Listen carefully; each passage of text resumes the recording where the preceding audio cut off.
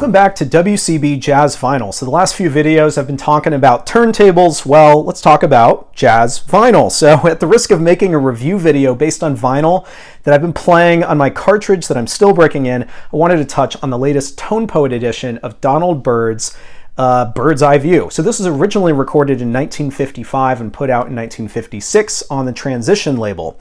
As it turns out, I do actually have a pretty clean original already, but a lot of those Transition records were originally put out on like lightweight styrene kind of material, which are known for sort of accentuating any scratches and noise, and some styrene has like a little bit of hiss and dropouts and stuff. And so I think in some situations, although not with my copy, sometimes they can sound a little bit tinnier as well.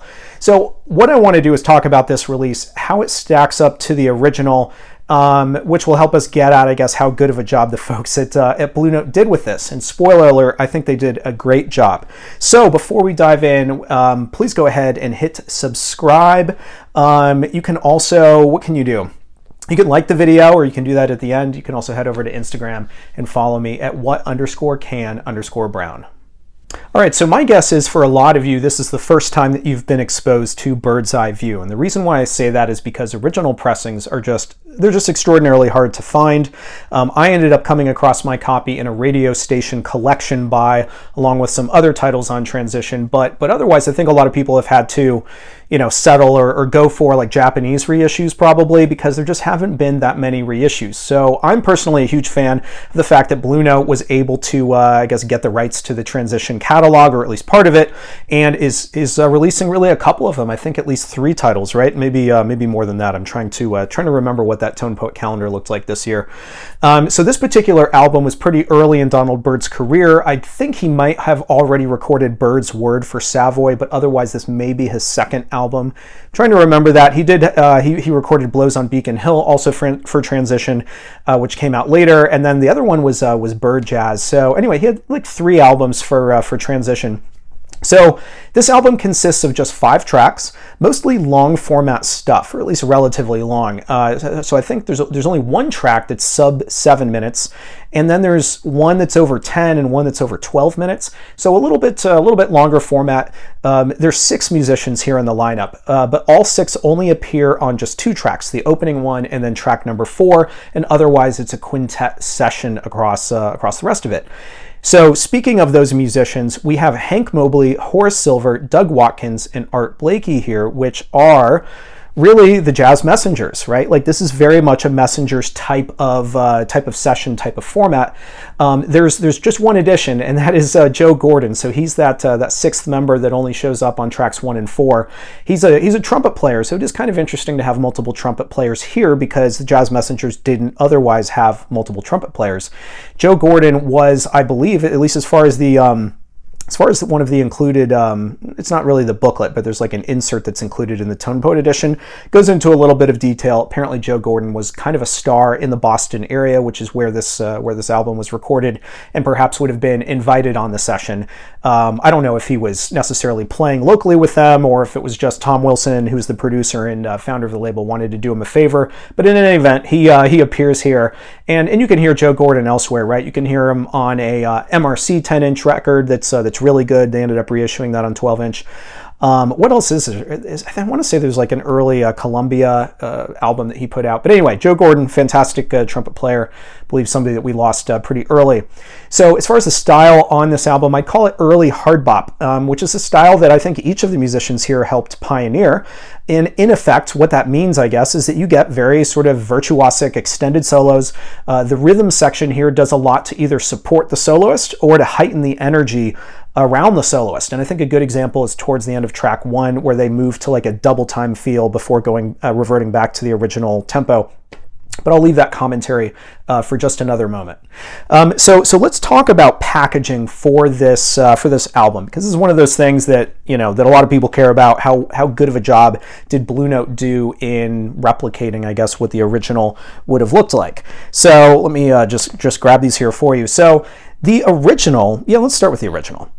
The original album came in a couple of varieties. And what I mean by that is there was the standard cover version, and then there was a version with sort of a promotional obi or hype sticker that it's not wrapped all the way around, so I guess it's more of a sticker.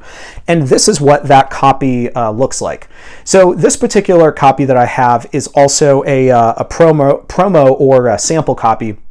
If you ever see, incidentally, an old transition cover with the word sample written on it in either a marker or maybe like a grease pen or something like that, it's probably Tom Wilson's handwriting. I don't think that's been substantiated, but I think it's likely, because every single time you see one, it's always written in the exact same handwriting across all the different albums that they put out.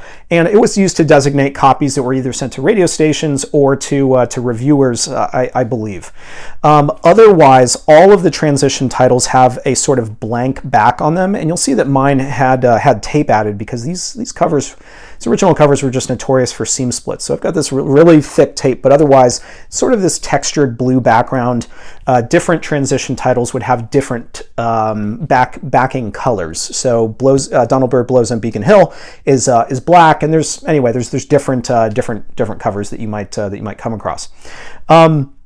Otherwise, what? So I want to say that even though this original copy doesn't have it, many of these old transition covers have this sticker on the back that says album notes inside. So jury's out on what happened to mine, whether it was simply not included or it fell off, which is very possible.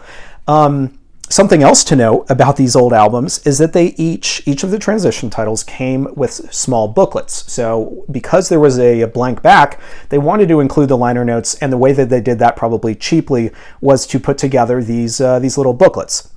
So I happen to actually not have the original booklet for my bird's eye view, but I do have an example. This is a original booklet from Byrd Blows on Beacon Hill, and so you can kind of get a sense of both the size of it, and it would just be, again, liner notes, but also some pictures. And so these things are kind of fun.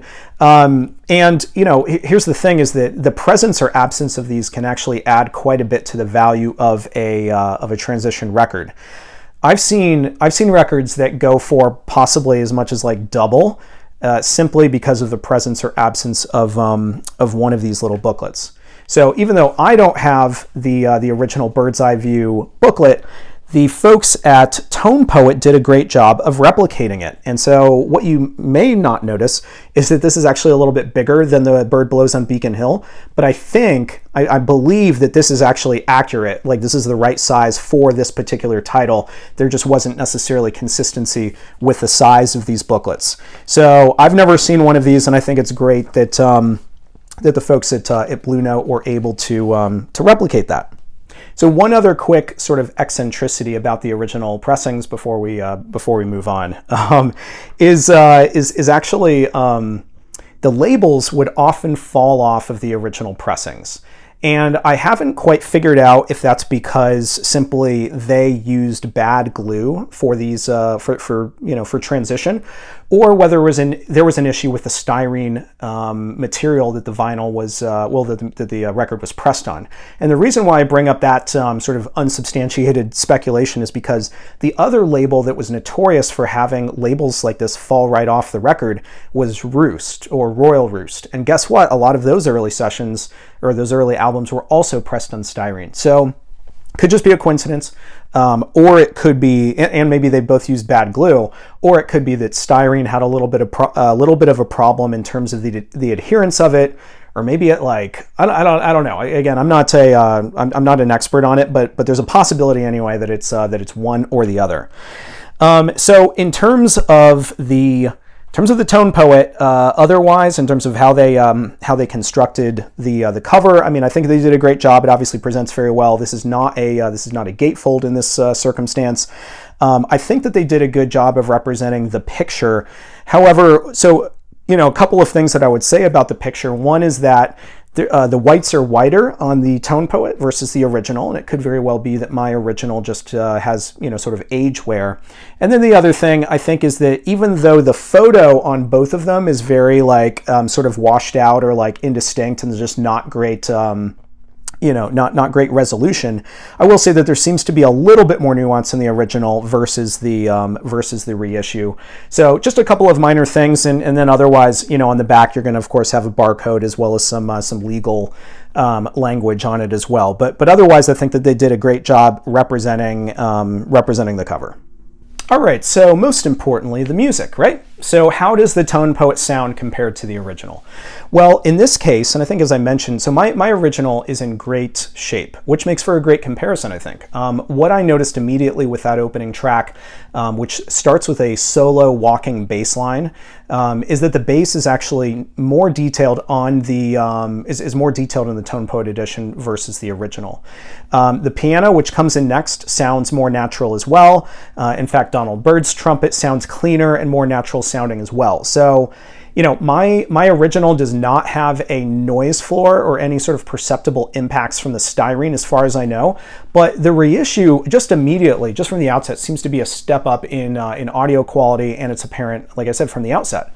So the tempo on this track sort of swells with that double time feel that I referenced in some of my earlier comments, and then reverts back to the prior tempo.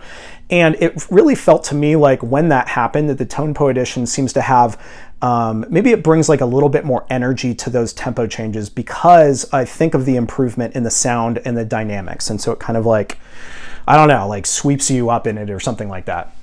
I also noticed some other things with the Tone Poet edition that didn't immediately jump out to me with the original that I wanted to bring up. Like, for example, some very brief squeaks in Hank Mobley's tenor. That's kind of fun because it makes you feel, just a little bit closer to the music. Otherwise, a difference I think that you hear really in the Tone Poet edition, or certainly more in the Tone Poet edition, is the sound of the room.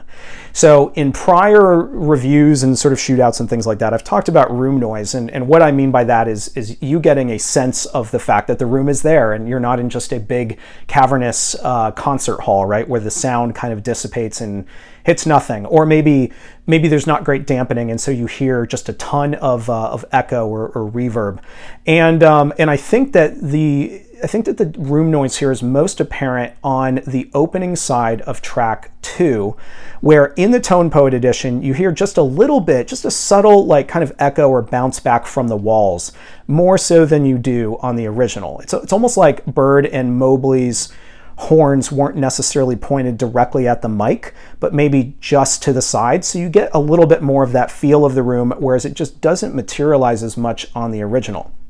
Now, this is really nuanced and shouldn't be anything anyone cares about.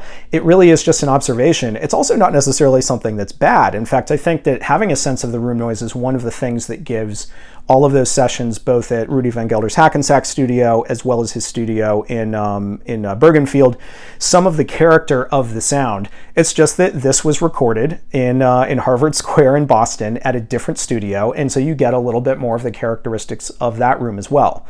I do think that there are some clear areas on the original that are inferior, though. So I mentioned some of these things that are a little bit maybe more nuanced, maybe things that you wouldn't necessarily hear unless you're doing this direct comparison. And not everybody has that ability to do that comparison. So what I wanted to make sure that I reference is there are some areas that are noticeably inferior about the original that are improved. The sound overall is improved with the Tone Poet. And I think the biggest example in terms of that is Hank Mobley, not necessarily across the board, but here and there his playing and sort of the sound is just not quite as distinct. It feels a little bit more muted, maybe a little bit more closed off, I don't know, kind of in feel. And in some ways I feel like the result makes it seem like almost like that it's flatter. I'm sure that it's not flatter in terms of sharp versus flat, but it just has a little bit more of a closed off sound to it.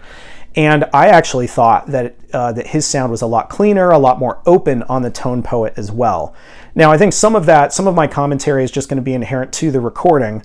Well, it's all inherent to the recording. It's just a question of how well is that recording represented on the original versus the Tone Poet.